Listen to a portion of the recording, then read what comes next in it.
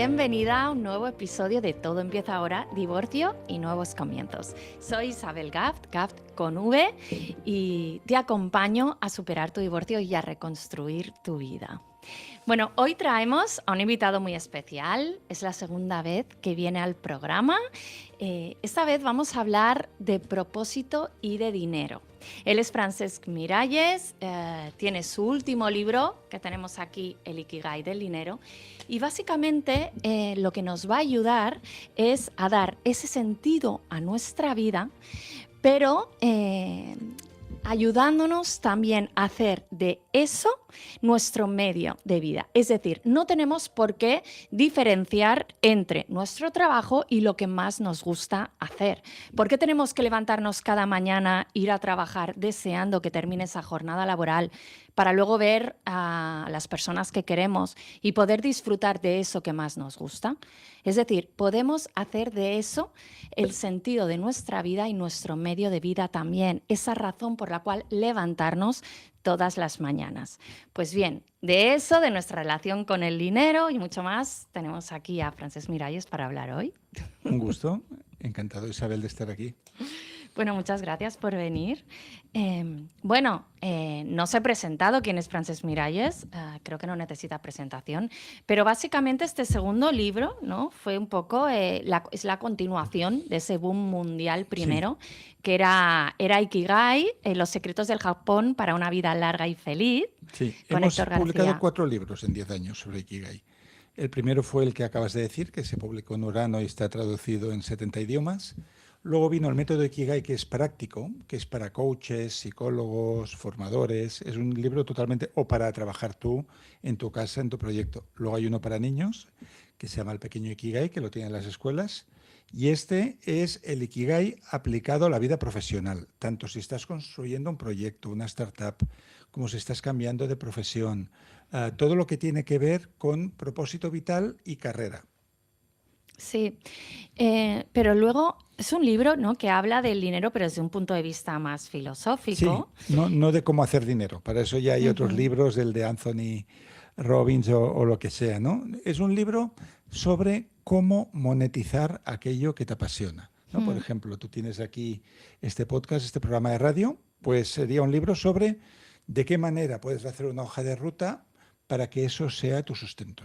Sí, pero luego también es bastante práctico dentro de eso. Sí, sí. Por ejemplo, hay un tema que me encanta, Cuaderno Kakeibo, sí, que al final lo llamáis las finanzas personales, sí, pero aplicado al hogar, ¿no? Esto es algo muy japonés, estos cuadernos se venden últimamente en varios sitios. Si los japoneses son buenos con números, son buenos con el ahorro. Entonces, tomar conciencia de por dónde entra y por dónde sale el dinero. Yo recuerdo hablando con Melé, el que fue el impulsor de la banca ética, Joan Antoni Melé, creo que era el nombre de pila, él me decía, él había trabajado en una oficina bancaria y luego se puso de conferenciante, autor y todo esto, ¿no? Y ha hecho un trabajo muy importante. Y él me decía, Francesc, dice, yo con el extracto de una tarjeta de crédito te digo más de la persona que con 7 años de psicoanálisis. Dice, porque cuando tú entiendes en qué se gasta el dinero, cómo sale, cuándo y de qué manera, entiendes la psicología de la persona.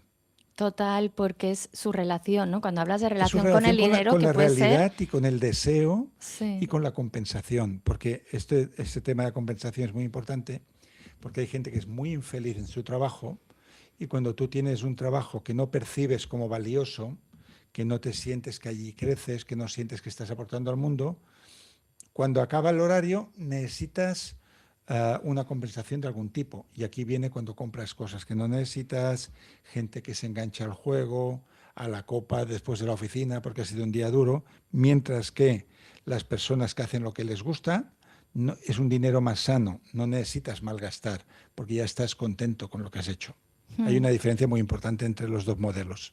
Sí, es que, todo empieza, ¿no? Si empezamos un poco desde el principio, habla mucho de mentalidad, porque claro, el dinero, esa relación que podemos tener más saludable o más tóxica, podríamos decir, con el dinero. El dinero es neutro, pasa como la IA, ¿no? Que me dicen, la inteligencia artificial es buena o mala, depende de cómo la uses. Si es una persona inteligente, va a ampliar pues su rendimiento, lo que está haciendo. Si eres un idiota, vas a parecer más idiota aún porque piensas que dándole al botón engañas a alguien. Y el dinero es lo mismo, ¿no? Es una energía neutra, dinero bien utilizado. Yo conocí a Vicente Ferrer en la India los últimos años de su vida. Llegó a tener como, no sé si 1 millón de padrinos, de personas que colaboraban. Pues todo ese dinero era para un bien, ¿no? Para ayudar en un proyecto muy ambicioso. Mientras que hay personas que ese mismo dinero lo pueden reventar en Las Vegas en una semana, ¿no? Depende. El dinero es un amplificador de lo que somos.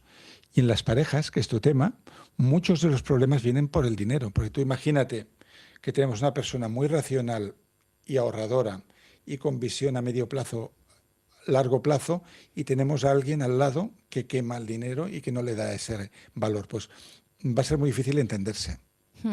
Sí, a mí, bueno, me ha sucedido esto que dices, ¿no? Por eso también es tan importante la persona que tenemos al lado, porque puede ser una buena influencia también a este Sí, nivel sí. o no, ¿no? También hablas de esas personas en el libro que son buenas personas, que es importante, y luego esas personas que me hace mucha gracia, alta agencia, Sí. ¿no? También, porque, claro, eso influye también en Claro, nuestro dinero, en tu, nuestra economía. tu compañero de vida, tu compañera, influye porque al final va a haber muchas cosas que las vais a hacer juntos. Entonces, si no hay una misma filosofía, si no hay un mismo propósito en el dinero, no es lo mismo una pareja que está ahorrando para comprarse una casa y vivir en el lugar donde ellos desean, que cada uno haga la guerra por su lado, e incluso cuando hay una gran diferencia económica. Eso es interesante analizarlo por géneros, ¿no? Tradicionalmente, uh, desde un punto de vista machista, el hombre toleraba bien tener una esposa de baja agencia, que dirías tú, ¿no? Que, con un trabajo muy simple o sin trabajo. Al revés, es mucho más difícil. Yo, todos los casos que conozco en los que hay una pareja donde ella se gana muy bien la vida y él no crece, la mujer se cansa, porque no ve que estén evolucionando en la misma dirección, ¿no? Y que no quiere llevar el peso, porque luego hay otras cosas que hay que hacer, ¿no? Entonces, hay que entenderse con el dinero y hay que tener un nivel de ambición parecido. Si los dos son muy emprendedores, va a ir muy bien, pero si uno valora el tiempo libre y quiere vivir en plan downshifting y el otro es un trepa, van a haber problemas ahí. Claro. Yo estaba pensando, o sea, cuando inicié a leer el libro, que nos podía servir, ¿no? De cara a mi audiencia, porque cuando tú te separas y hay una ruptura, hay mucho tema ahí de finanzas personales, ¿no? Volvemos un poco a lo del kakeibo que te decía. Yo es algo que trabajo en mi acompañamiento también con las personas, todo el tema de las finanzas personales, porque el dinero es lo que más nos preocupa, es una de las cosas que más nos preocupa cuando nos separamos, porque claro, nos descapitalizamos, perdemos parte de esa seguridad económica. Entonces, para el tema de volver a tener de alguna manera esa libertad financiera y esa seguridad y organizarnos bien con el dinero, porque claro, se da un cambio, ¿no? Cuando empiezas a tener que pagar muchos gastos tú sola, ¿no? Una vivienda tú sola, es decir, al final allí es como te decía, hay cierta descapitalización y entonces, ¿cómo podemos... ¿Cuáles son esas premisas, que también de las que se habla en el libro, para empezar una persona a reorganizar sus finanzas personales, empezar a ahorrar y a invertir cuando antes no lo ha hecho, o a lo mejor porque ese cojín de seguridad que tenía lo ha perdido con la separación? ¿Cómo podemos Sí. empezar? Yo lo que he visto en muchas parejas que se separan, que a veces que hay una que se ha desentendido totalmente, que incluso no sabe lo que hay en la cuenta. Y es entonces cuando te separas que dices, ostras, el otro lo ha usado de una manera que yo no era consciente, yo confiaba. O sea que hay como roles, ¿no? Que uno ejerce de administrador y el otro pues compensará con otro rol y ahí se dan cuenta de que no han vigilado este tema, que no lo han respetado y por lo tanto hay que empezar esa educación financiera que tú dices de cero. Es triste, pero hay muchas parejas que no se separan porque no tienen la posibilidad financiera de hacerlo. Y he conocido casos de vivir varios años en la misma casa sin hablarse, cosa que tiene que ser muy duro esto, ¿no? Y sí, en el momento en que tú tienes que empezar de cero, también hay que empezar de cero en tu relación con el dinero, ¿no? Y pensar. Yo ahora mismo tengo una persona amiga que se encuentra en este punto, que durante 25 o 30 años ha vivido bajo el paraguas familiar y ahora se plantea otra posibilidad, pero claro, esta persona está desconectada del mundo del trabajo, ¿no? Por lo tanto, lo primero que hay que hacer es decir, bueno, lo que yo sabía para trabajar hace 20, 25 años me sirve ahora, me tengo que formar de nuevo, ¿dónde puedo empezar? ¿Qué puedo hacer? Entonces, sería como volver un poco a la adolescencia y empezar a construir tu vida al principio de una manera muy humilde. No podrás tener los mismos privilegios. Mm. Quizás hay que controlar muchos más esos gastos, ¿no? Porque al final es lo que decís, que siempre hay que ganar más Sí. de lo que gastas, O como hay el que hacer principio cambios básico. geográficos incluso. Mira, yo el otro día estaba en Madrid y una pintora me dijo, es que Francés, no puedo vivir porque gano 800 euros al mes, 1.000 euros al mes y la habitación que alquilo en Madrid me cuesta 800. Digo, ¿por qué vives en Madrid? ¿De dónde eres tú? Tenía un acento así distinto, ¿no? Y gallega. Alquila una casa por 200 euros en un pueblo, vete a vivir ahí, sigue pintando, compártelo en Instagram. Si hay que volver a la ciudad ya vendrá, pero hay que repensar la vida, ¿no? Y hay que repensar los gastos. Y yo creo que cuando uno baja su nivel adquisitivo, sobre todo al principio, ¿no?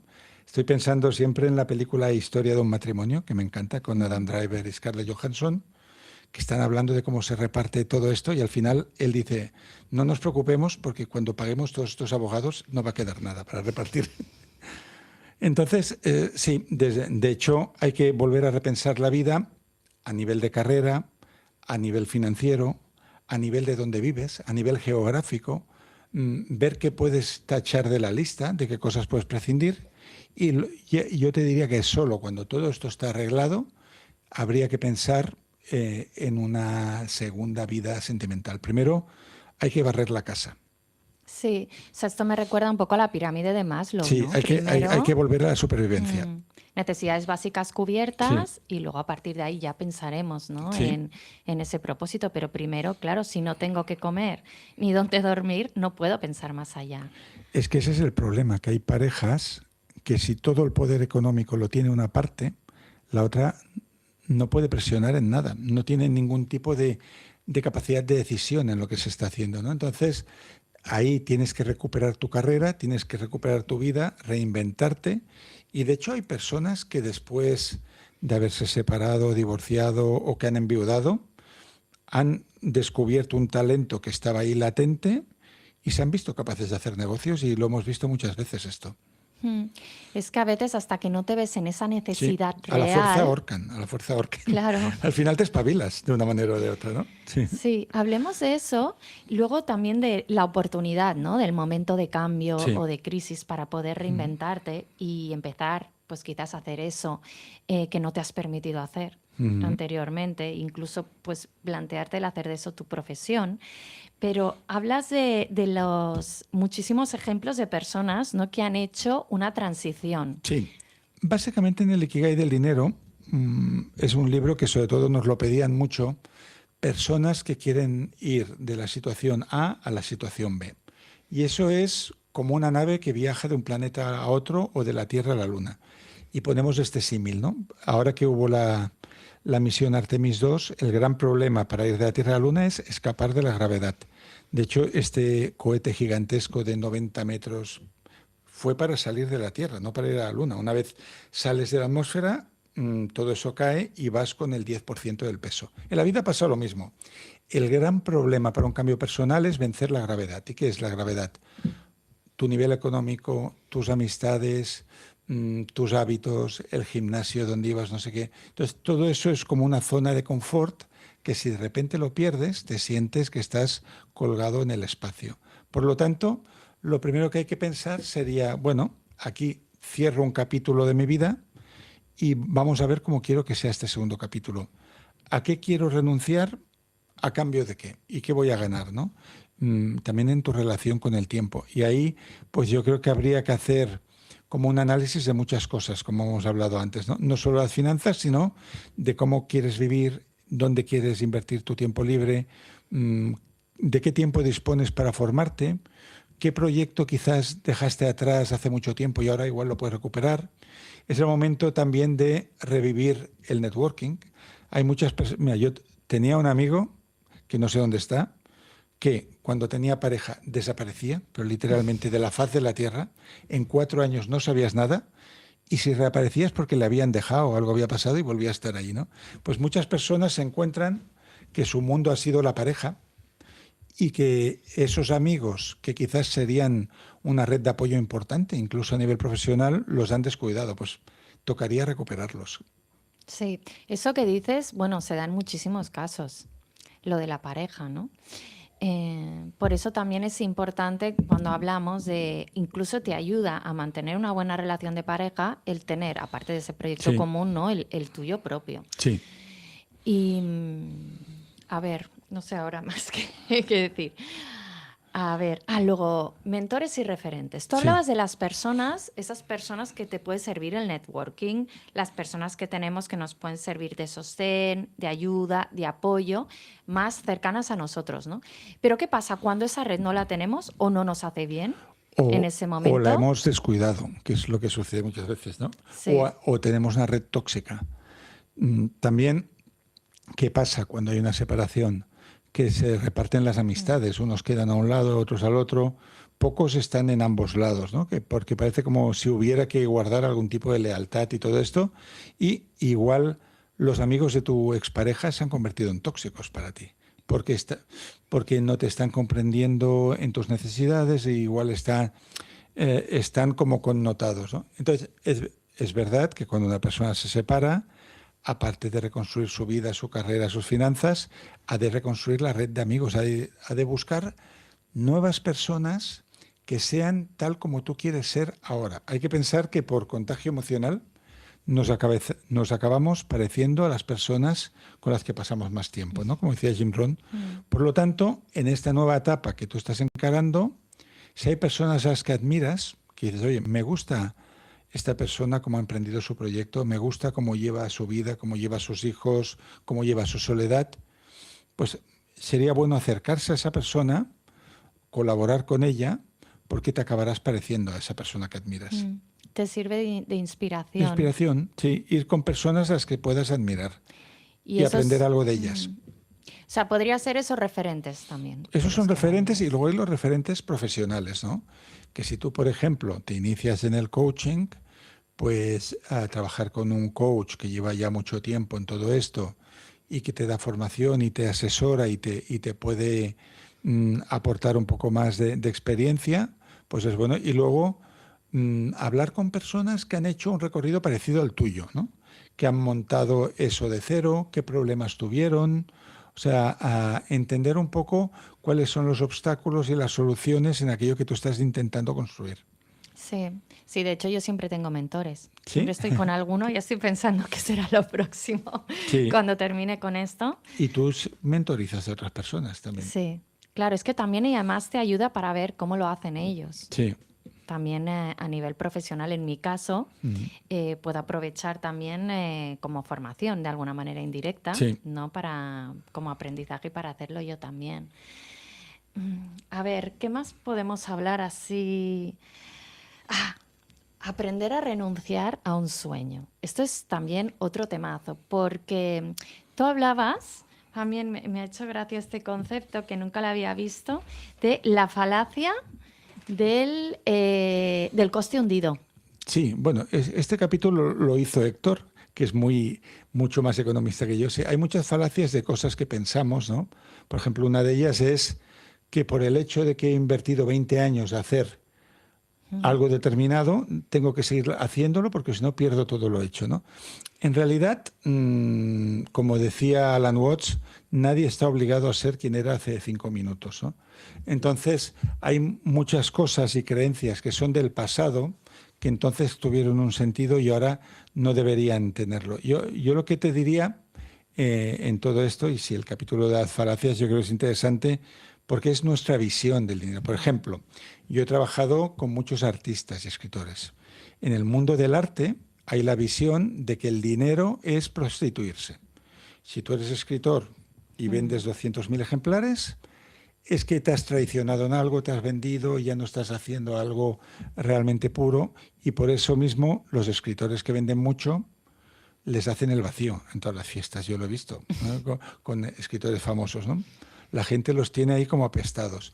Entonces, hay una visión del dinero que tiene un origen judeocristiano, de hecho, de que el dinero es sucio, ¿no? Y que las cosas deberían poderse hacer por amor al arte, que nunca mejor dicho. Y en realidad, hasta que tú no sanas tu relación con el dinero y no lo ves como algo que puede ser positivo para ti y para los demás, serás incapaz de ganarlo. De hecho, yo en mi biografía, que se llama, tengo 2 volúmenes, Los lobos cambian el río, explicaba que hubo una época que por mucho dinero que yo ganara, siempre estaba endeudado. Bueno, lo repartía, invitaba a todo el mundo, no sabía gestionarlo. Y un día el propietario de Obelisco, Juli Pérez Jordi, me dijo, a mí me pasaba lo mismo al abrir la editorial, que pagaba trabajos que no se hacían, adelantaba cosas, y dice, y hablando con una coach, ella me dijo, aquello que desprecias se vuelve contra ti. Si tú desprecias el dinero va a acabar siendo un problema. Entonces, hay que hacerse amigo del dinero, lo cual no significa ser avaricioso, y entender que merece un respeto, porque al final estamos cambiando tiempo por dinero. Si desprecias el dinero, desprecias tu tiempo.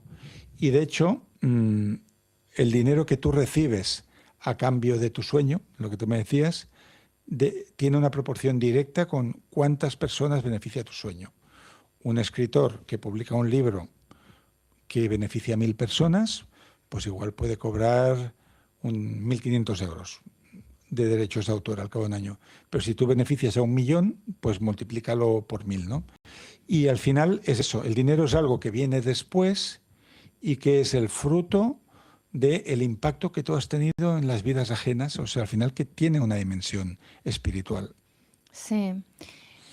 Cuando hablábamos también del tema del sueño, ¿no? Renunciar a un sueño ¿A qué y te de lo del referías coste con hundido, lo de sí, renunciar al está el sueño? tema del dinero, ¿no? O sea, hasta dónde, o sea, a mí me llegó a pasar, ¿no? Con mi anterior negocio, con el taller floral, o sea, llega un momento que tienes que decir, bueno, tengo que saber dónde parar, ¿no? Es como el que tiene una empresa familiar y va poniendo todo el dinero y se acaba arruinando por salvar a la empresa familiar, ¿no? Porque no ha sabido ver, bueno, realmente esto no está funcionando y voy aquí, ¿no? Entonces, es esto de decir, porque he invertido mucho tiempo, mucho esfuerzo y mucha energía en esto, ahora ya no puedo dejarlo, tengo que seguir, Sí, pero al exacto. final, ¿no? No, Eso, hay, hay, claro, acaba, ¿no? Por arruinarte. Entonces, hay que saber decir basta sí. y hay que saber cuándo renunciar a ese sueño, cuando realmente eso no está funcionando y plantearte que puedes hacer otra cosa, Te no voy a pasa buscar una nada, cita ¿no? mientras hablamos, que va a ser muy Pero iluminadora de todo esto, pero sí, en sí, las relaciones funciona lo sí, mismo, aquí lo tenemos. ¿no? Cuando decidimos de romper una relación nos cuesta en parte tanto Porque un hemos matrimonio, invertido mucho tiempo, claro, mucha ilusión, pero mira lo que dijo Brad Pitt en el discurso de recogida del premio del Sindicato de Actores de Estados Unidos, que nos da respuesta a esto. Esto es una cita que está recogida en La psicología del dinero. Dice, llevo 30 años currando en esto y creo que el cálculo es sencillo. Algunos proyectos funcionan y otros no. No hay motivo para insistir en ninguno de ellos, solo hay que pasar al siguiente, ¿no? Eso sería como un desapego, ¿no? De hecho, las grandes personas de empresa, Richard Branson, te diría que su gran secreto es que la han cagado en 500 y uno funciona. Si no eres capaz de pasar pantalla, te quedas en el fracaso. Te quedas ahí lamiéndote las heridas y no puedes abrir la puerta que sí que está lista para ti, ¿no? Entonces, yo creo, para mí, algo que me ha ayudado en mi vida, en el mundo de la escritura, de las editoriales, de las conferencias, es hacer los duelos muy rápido. Por ejemplo, tú escribes un libro y piensas que va a ser un gran éxito, porque le has dedicado muchas más horas que a ningún otro libro, porque para ti es el mejor. El libro sale, nadie le hace ni caso. Entonces tú ahí te puedes pelear con esa realidad e intentar mantener al muerto con vida por respiración asistida, decir, bueno, no ha funcionado, que pase el siguiente, ¿no? Y esa es la mentalidad. De hecho, el Ikigai, siempre decimos en las conferencias, es una intersección entre lo que tú quieres de la vida y lo que la vida quiere de ti. A veces lo que tú quieres entregar al mundo, el mundo no lo quiere. Pero algo muy parecido, ¿no? O que está a la derecha o a la izquierda, ves que sí que eso está beneficiando a las personas. Entonces hay que estar atentos a las señales y ver dónde podemos ser más útiles. Claro, es que hay como una dicotomía, o sea, yo a veces a mí también me pasa que leo constantemente, ¿no? De que tienes que perseverar, perseverar, perseverar y al final la diferencia entre Pero no un es lo, proyecto pero que no es lo funciona. mismo, no es lo mismo. Perseverar, pero no llamando a la misma puerta todo el rato. Perseverar es prueba y error, prueba y error, prueba y error, prueba y error. No quiere decir hacer lo mismo y darte de cabezazos contra la pared. Lo que no funciona, a la segunda, tercera vez, pues no funciona y punto. Vamos a pasar a otra cosa, Claro, ¿no? pero ¿cómo sabes que es que no funciona? Porque en el fondo el mundo no necesita esto que tú estás Mira, empeñado en ofrecerle, sí, o es porque no estás usando las herramientas o porque tienes que virar de alguna manera. hay una magia en todo esto, ¿eh? Incluso en los negocios que no son del mundo artístico. Mira, yo he Mm, participado en unos 100 libros, más o menos, en mi vida, porque algunos eran míos, de negro literario, seudónimo, muchas cosas, ¿no? Lo ves enseguida cuando el mundo quiere eso y cuando no, ¿no? Cuando un libro te interesa a ti y al mundo no, lo ves porque el libro se publica y nadie te escribe ni un email, nadie te dice nada. Y sí, puedes preguntar a unos amigos, te dirán que sí, qué tal, pero notas que no hay una energía que se está moviendo. En cambio, publicas algo que para la gente es significativo, te llueven los mensajes. O sea, es algo que es muy evidente cuando algo es muy útil. Enseguida te llega el feedback. No es que tú, y si no te llega feedback, muchas veces no es porque tú hayas fallado en la estrategia, esto o lo otro, es porque eso no había de ser o no es este momento. Igual de aquí a un tiempo sí es el momento mm, y ya verás la manera de hacerlo. Entonces, hay que estar atento a las señales del mundo. mm. Vamos un momentito a publicidad y seguimos. Muy bien.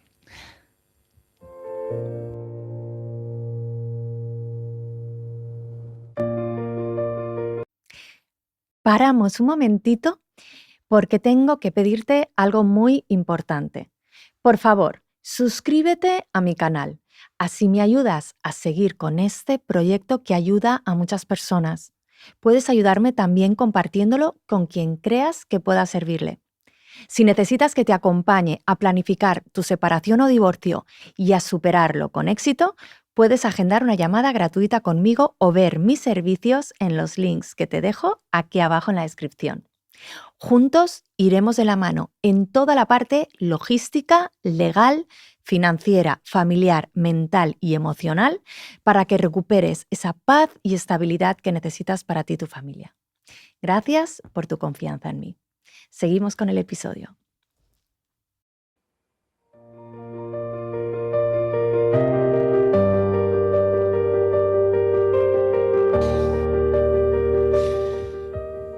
Bueno, estamos aquí de nuevo con Francesc Miralles hablando del Ikigai del dinero.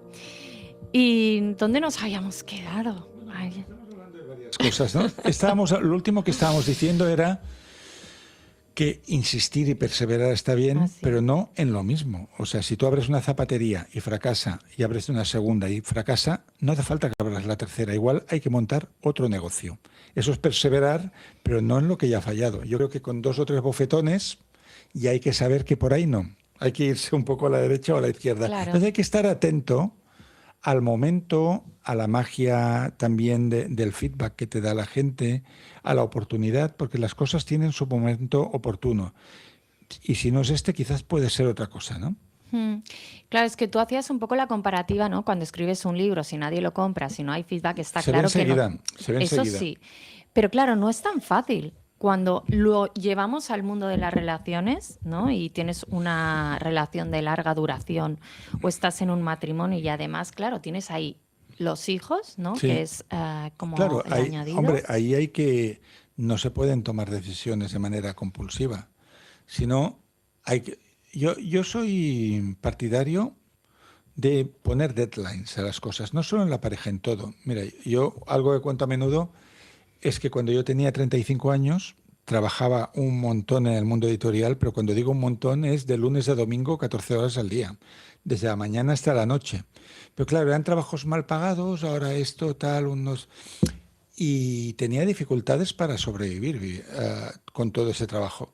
Entonces yo me lancé a mí mismo el deadline y dije, o a los 40 vives bien de esto, o vuelve a hacer clases de alemán, que es lo que hacías antes, y al menos tendrás todo el día para ti y trabajarás 4 horas al día.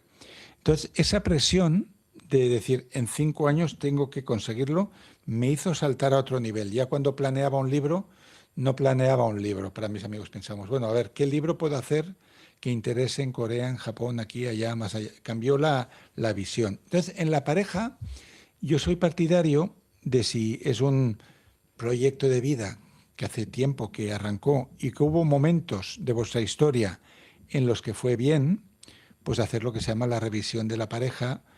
Si no hay comunicación va a ser muy difícil eso poderlo arreglar, pero si hay comunicación, ver cada uno hasta qué punto puede poner de su parte para mejorar, y ahí la manera en la que nos decimos las cosas es importante.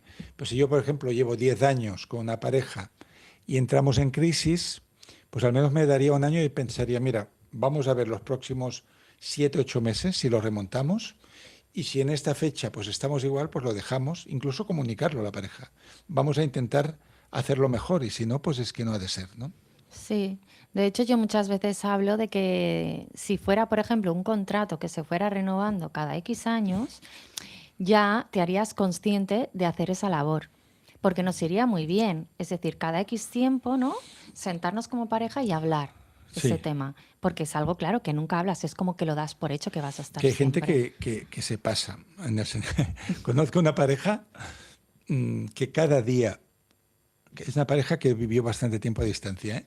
Se tenían que enviar 3 mensajes de WhatsApp de 3 cosas bonitas que el otro te inspira, 3 al día. Hay que encontrarlas, ¿eh? Todos los días. Y que una vez al mes se entregaban unas cajas donde había algo que no te gustaba del otro. Yo creo que si pones tanta presión, no hay pareja que aguante. Yo creo que Mm, la clave, mira, la clave de las relaciones, no solo de pareja, sino las relaciones con amigos, con colaboradores, con todo, es la aceptación. Si tú no eres capaz de ver quién tienes delante y idealizas la versión que podía ser esta persona, nunca nos vamos a encontrar.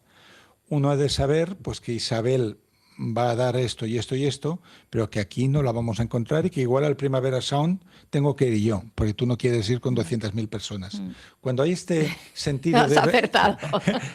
cuando hay este sentido de realidad, Sí. nos podemos entender. El problema es, por ejemplo, yo nunca he conocido a nadie que la pareja le pueda dar todo. Estímulo intelectual, apoyo mutuo financiero, psicología. No, siempre la pareja unas cosas te las va a poder dar y otras igual habrá que buscarlas en tus amigos o en ti mismo, ¿no? Entonces, desde ese realismo de entender quién es el otro, pues se puede crecer juntos, ¿no? Mm. Pero a la que vamos con exigencias va a ser muy difícil.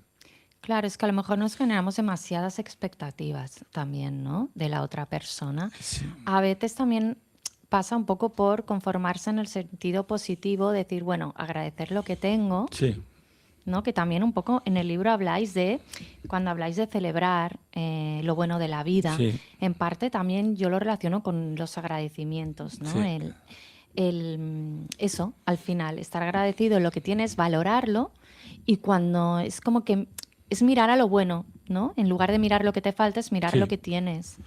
sí. Y yo creo que hay un sentimiento de comodidad que a veces se pierde en las parejas que son muy meticulosas, ¿no? Por ejemplo, las parejas que lo quieren hacer todo juntas, o las parejas que quieren estar de acuerdo en todo. A mí algo que me pone muy nervioso es cuando hay una pareja y uno abre la boca y dice, nosotros pensamos que, y yo digo, no hay plural, cada uno debe pensarlo un poco de, no creo que penséis igual, ¿no? Entonces yo, por ejemplo, y también somos fruto de los aprendizajes de las parejas anteriores y de lo que fue mal. Yo, por ejemplo, lo que más valoro en una pareja es que me dejen ser yo mismo, que nadie me diga lo que tengo que hacer de una manera distinta. Si tú me das esa libertad y puedo hacer lo que me dé la gana con respeto, voy a estar bien y tú vas a estar bien también. Entonces, aquí yo creo que hay que ser claro en la comunicación de las necesidades, y si una parte tiene mucho apego y el otro no, pues no va a poder ser, pero igual podemos encontrar un punto medio.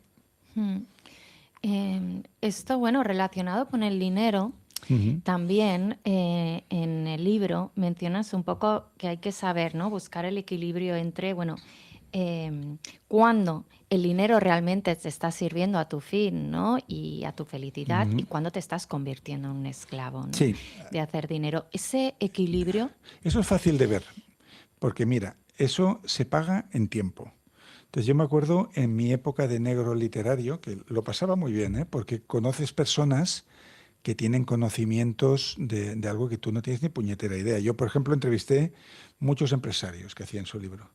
Y uno de ellos, que era un hombre que había montado muchas empresas, me decía, oye, dice, si tú montas una empresa, la empresa da dinero, crece en personal y 15 años después eres el que más trabaja, es que eres idiota. Algo no has hecho bien. O no has sabido contratar o no has sabido delegar. Dice, una empresa se monta para que cuando ya funcione tú leer la vanguardia. Y igual algún acto representativo, viene no sé quién, viene el alcalde, esto, lo otro. Pero tú no puedes ser el que más trabaja en tu empresa porque estás en la pirámide, tienen que ser los otros, ¿no? Entonces, yo te diría que un red flag de que tu trabajo está devorando tu vida es cuando no tienes tiempo ni para ir al cine con tus amigos. O sea, al final el tiempo es la divisa más fuerte que hay y si tú realmente has hecho bien tu proyecto empresarial y has sabido soltar, que el problema que hay, por ejemplo, en la empresa familiar es que no se sabe soltar, ¿no? Que incluso el fundador no acaba nunca de retirarse porque hace micromanagement y quiere seguir ahí, ¿no? Pero si tú sabes soltar, deberías poder trabajar 3 o 4 horas al día solo. Entonces, si Claro. trabajas mucho más que eso, es que ahí hay algún tipo de obsesión o afán de control o desconfianza o mala contratación o son cosas que no están funcionando como debieran. Mira, si nos fijamos, los grandes portaaviones del Silicon Valley, Bill Gates no está en su empresa, Jeff Bezos no está en su empresa, es que si estuvieran ahí, es que serían tontos. ¿Qué haces tú ahí reuniéndote? Las reuniones son aburridas, incluso las de allí, ¿no? Entonces tú tienes, en la segunda mitad de la vida, tienes que valorar mucho más tu tiempo, porque nunca sabes hasta cuándo el cuerpo va a estar en buenas condiciones para vivir. Por lo tanto, Claro. estamos en la segunda mitad de la vida. Si tu situación financiera más o menos la has resuelto, hay que estar para viajar, para los amigos y para hacer las cosas que realmente te gustan. O sea, el reto es ser prescindible en tu Totalmente. Mira, empresa. tengo un amigo empresario que fue al MIT a unos cursos que se hacen en verano de gente que tiene empresas. Y yo le dije, Alberto, pues así se llama, ¿qué es lo más importante que has aprendido en los cursos para emprendedores? Y me dijo, substitute yourself, en el sentido que un proyecto empresarial se culmina cuando pones a alguien que hace de ti. Entonces tú ahí puedes tener un papel presidencial, representativo, simbólico, como Basat cuando dejó la agencia de publicidad, pero estaba ahí, o inicias otra cosa, que también les gusta, ¿no? Estas mentalidades, abrir nuevos proyectos. Claro, eso también yo creo que es una de las principales preocupaciones que tenemos pues las emprendedoras como yo, que al final somos, ¿no?, una marca personal y es como que, ¿no?, nuestro negocio somos nosotros. Bueno, a ti también te pasa, Sí, ¿no? Claro, porque al final tú escribes tus libros, tú sí, das tus pero, conferencias. pero al final la Claro, emprendedora o yo mismo define su vida por lo que dice sí, por lo que dice que no. O sea, el otro día leía que la vida es como el sistema binario de la informática, que son ceros y unos, pues hay cosas que dices que sí, cosas que dices que no. Y tu realidad está marcada por esas decisiones.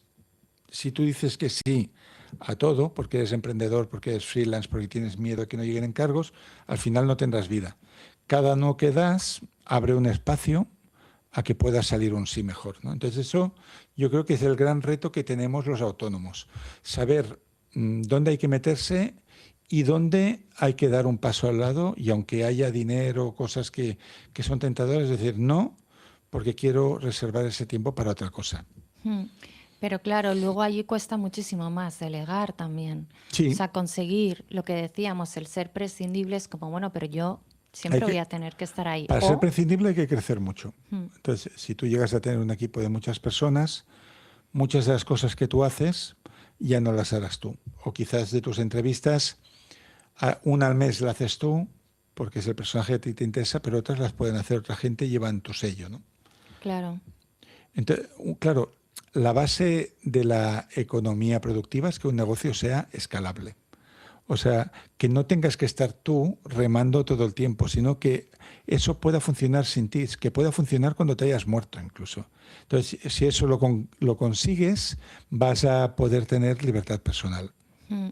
Hablemos un poco porque ahora me viene en mente el tema del legado Sí, también, ¿no? ¿Qué pasará cuando yo no esté? ¿Qué pasará cuando yo deje de remar, ¿no? Con esto? Al final, yo creo que también parte del Ikigai es que no solamente es lo que a nosotros nos gusta hacer y lo que nosotros hacemos, sino es ese legado, ¿no? Que dejamos al mundo y que al final es un propósito que está como por encima de nosotros, ¿no? ujú, Cuando realmente tienes eso que aportar al mundo, eso sigue aunque tú no estés, de alguna manera, sí, ¿no? eso se ve de Am, muchas maneras, ¿no? Por sí. ejemplo, autores que ya están muertos, ¿no? Stephen Covey, pues seguimos leyendo sus libros, o leemos a Shakespeare, o leemos a Virginia Woolf, pero también en cosas que se han creado, ¿no? En derechos que se han ganado, en muchas cosas. Al final, el propósito tiene varias fases en la vida.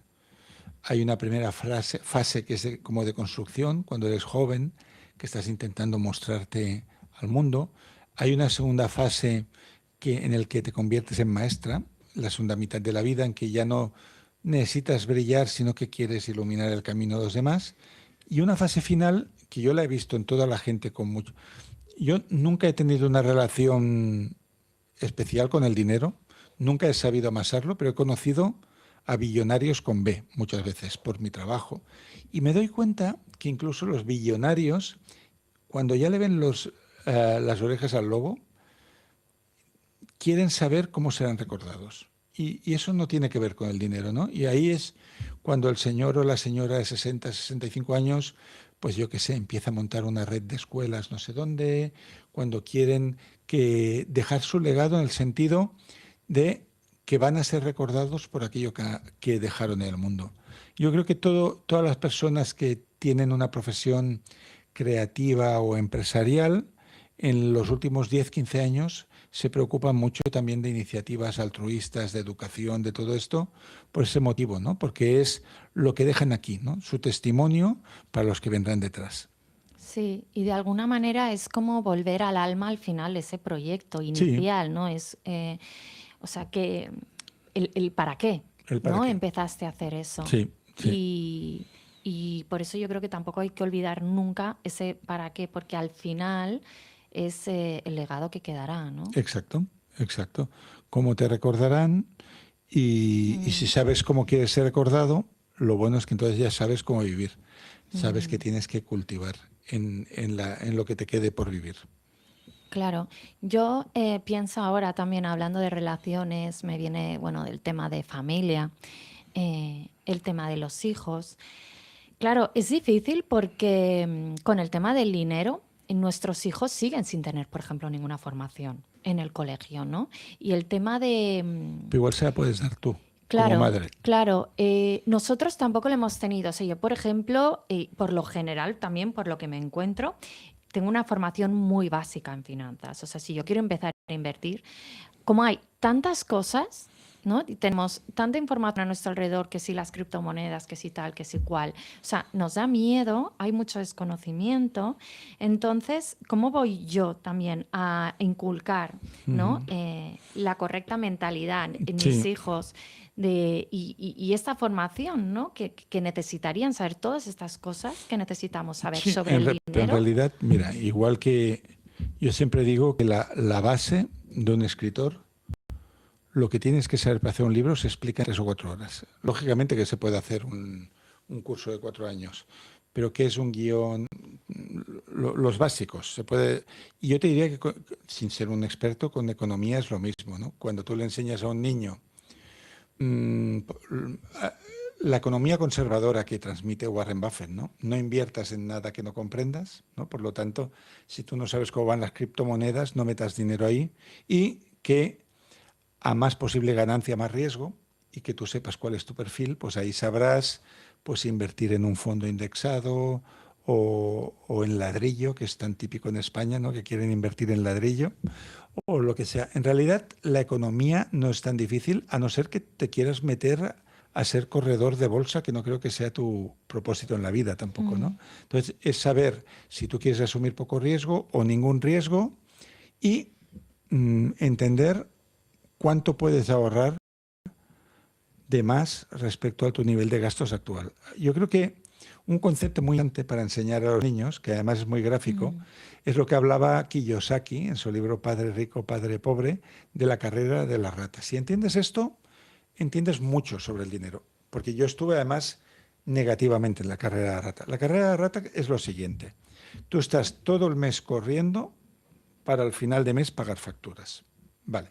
Y cuando estás empezando un negocio o estás empezando una profesión, casi no hay excedente o no hay, ¿no? Entonces vas allí. Entonces, ¿cuál es el drama de la carrera de la rata? Que a la que tú vas subiendo de nivel, vas subiendo los gastos, ¿no? Y si antes tenías un coche pequeño que te servía, dices, hombre, pero ahora que gano más, podría comprar este a plazo. Con lo cual, siempre estás en el mismo sitio, que cuando llegas al final de mes, estás con el agua al cuello para pagar facturas. Hasta que no rompes con ese círculo y no adquieres una mentalidad de ahorro, no puede haber libertad financiera de ningún tipo, porque lo hemos visto, ¿no?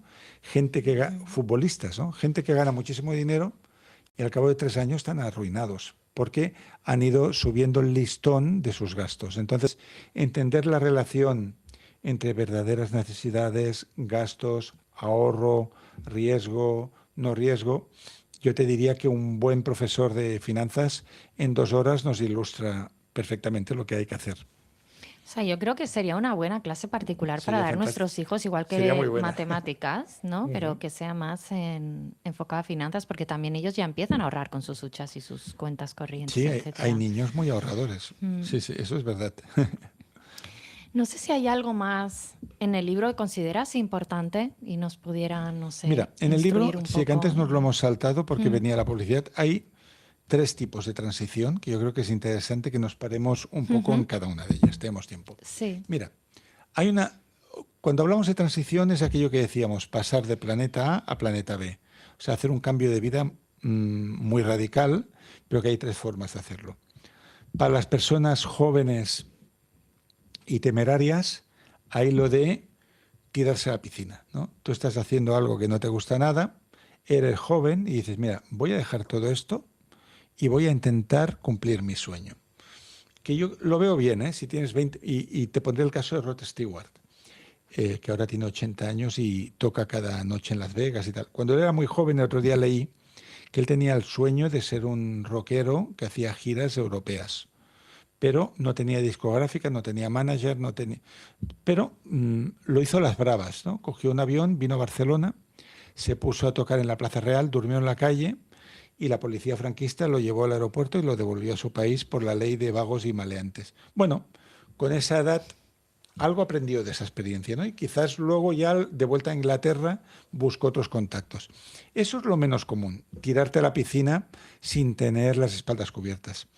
Hay un segundo modelo de transición que es el del año sabático, que son personas que ahorran durante bastante tiempo para intentar un cambio en su vida y que allí igual tienen 1 año, 2, 3 de margen que pueden vivir de eso, formarse y ver si ese nuevo negocio funciona. Que eso es una consulta que a mí me hacen muy a menudo, ¿no?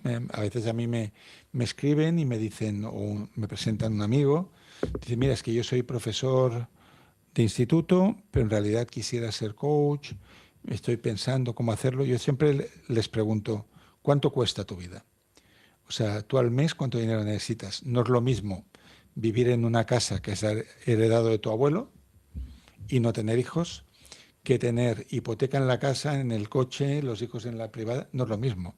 Es otro coste de vida. Si tú me dices que tienes tu propia casa y tus gastos mensuales son 500 euros, que sería factible, y tienes 5.000 en el banco, oye, pues mira, hay 10 meses que se pueden hacer experimentos. Entonces, eso hay que calcularlo, lo del año sabático, ¿no? Entonces, hay personas que aprovechan eso, pues cuando las echan de un trabajo, cobran una indemnización, después un accidente, después un divorcio, si llega un dinero porque se ha tenido que vender una propiedad que era de ambos, pues bueno, dices, bueno, con este colchón, ¿cuánto tiempo puedo intentar lo que realmente quiero hacer? Siempre que lo sepas. Primero hay que saber qué es lo que tú quieres construir.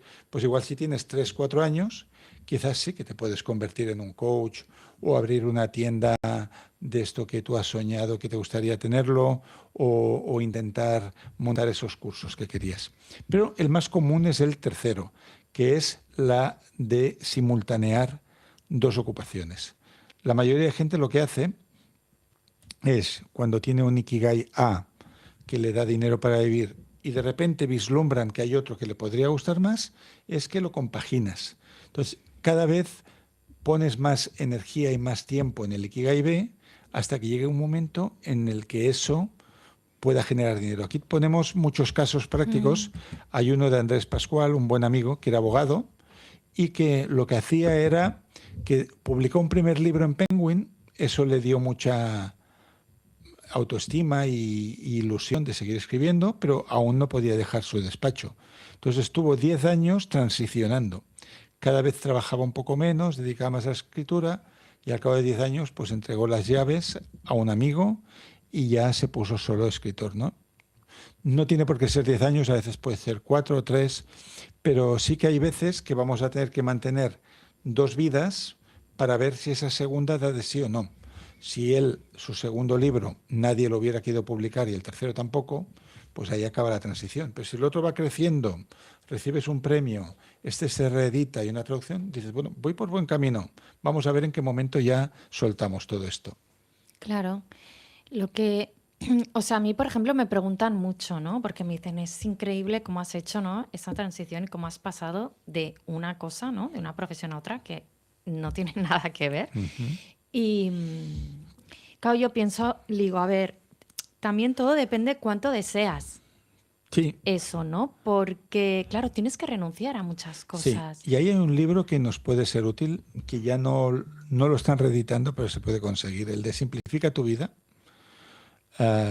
que es el libro que hizo una empresaria que estaba muy agobiada con su vida porque tenía muchas obligaciones, muchos gastos, consumía mucho tiempo haciendo un montón de cosas, ¿no? Entonces se fue, Elaine St. James es ella, se fue un fin de semana a una cabaña con una libreta a ver cuántas cosas se podían tachar. O sea, cuántas cosas que ella hacía, tenía o gastaba se podían eliminar, ¿no? Entonces empezó a hacer una lista. La primera era, vende ese maldito barco, porque era una persona de dinero que tenía un barco que costaba dinero tener y que igual lo usaba una vez al año.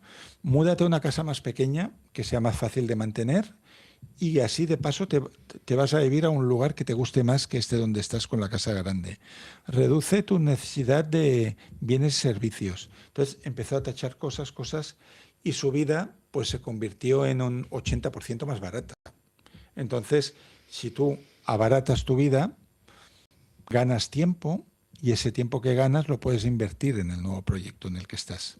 Claro, es que tú lo has dicho, el tiempo es dinero. Totalmente, hay una relación directa en eso. Mm, Entonces, tener dinero, pero que eso te obligue a estar pendiente del móvil 7 días por semana, 14 horas al día, no sirve de mucho ese dinero, pues no te está dando calidad de vida tampoco. El dinero sirve si va acompañado de libertad. Si no hay libertad, el dinero no sirve para nada. De hecho, antes hemos hablado del libro La psicología del dinero, que lo mencionamos aquí, de Morgan Housel. Él dice, éxito es levantarte por la mañana y decir, hoy hago lo que me da la gana, con quien me da la gana y de la manera que me dé la gana. Eso es éxito, ¿no? O sea, tener el control de tu tiempo. sí, sí. Luego yo también digo muchas veces en que con el dinero ganas tiempo también, porque hablábamos de delegar. Si tú al final tienes dinero para pagar gente que te haga cosas que además las van a hacer mejor que tú, porque a lo mejor son más especialistas que tú en eso, tú ganas ese tiempo para poder ir avanzando en tu proyecto. Entonces, o sea, está, claro, íntimamente relacionado el tema del dinero y el tiempo. Todo es a qué quieres renunciar, ¿no? ¿Quieres renunciar a tiempo? ¿Quieres Sí. renunciar a dinero? ¿No? Sí, ¿Cuál? hay gente que, a ver, sobre todo cuando se llega a cierto nivel, hay gente que tiene 3 coches, pues igual no hace falta tantos, ¿no? Y igual tienes una segunda residencia que te está dando problemas y que vas muy poco. Entonces aquí hay que hacer como un inventario de necesidades y realidades, de decir, oye, de todo esto, un poco el método Maricondo, ¿no? Ella dijo, para deshacerte de objetos, pregúntate si te está aportando felicidad. Y yo creo que muchas cosas que tiene la gente que trabaja mucho aportan cero, pues es que no las usas.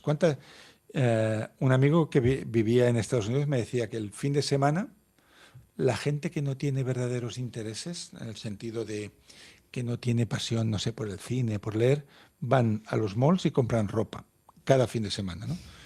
Y yo digo, pero algunas de esas ropas que se compran no se ponen nunca. Y dice, sí, sí, dice, yo estuve en una casa donde habían camisas compradas 2 años antes que no habían salido del plástico. Bueno, pues tomar Ya. conciencia, ¿no? De hecho, se dice que todos usamos el 20% de lo que tenemos en nuestro Sí, armario. sí. Mm. Ley de Pareto, ley de Pareto. Mira, si es que lo sabes todo. Bueno, tenemos que terminar ya. A ver, cuéntanos un poco tus proyectos actuales. He visto que vas a empezar un show con invitados. Bueno, mira, hicimos una cosa muy divertida con mi buen amigo Ferran Casas, Sí, que que estuve, ¿eh? ha venido a Sí, tu programa quizás, ¿no? sí. Hicimos 7 funciones de una cosa divertida que se llamaba Dos tipos felices, que era gracioso porque hablábamos de nuestras vidas, era como una ¿cómo lo llaman? Fuck Up Nights, de todo lo que había salido mal en nuestra vida, hicimos un espectáculo divertido y además con música y colaboraciones del público. Y después de estas 7, que las hicimos en Barcelona y vamos a terminar ahora con una en Madrid y otra en Benicàssim, pues voy a abrir el Ikigai Show, que es una vez cada trimestre solo, una vez por estación.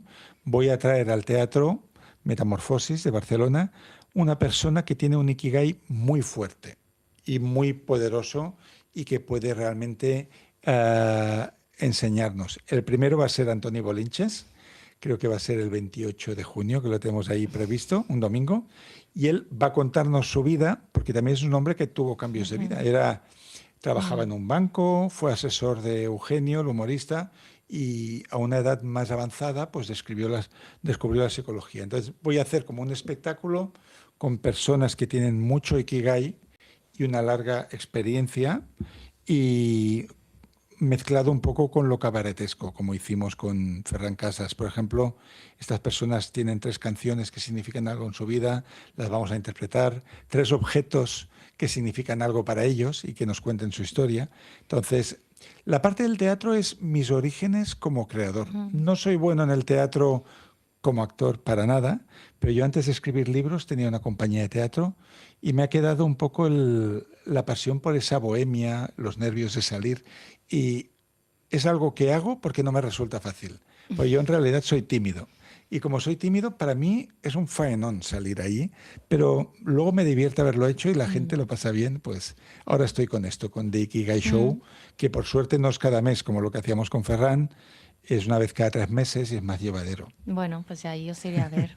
Ojalá. Pues muchísimas gracias. Un Yo qué placer. lástima, ya tenemos que ir terminando. Gracias por la buena entrevista, ha sido muy bonita. Hemos tocado muchos temas importantes y espero que las personas que te siguen puedan aplicar pequeños cambios en su vida que marquen la diferencia. Pues sí, seguro que sí, estoy convencida.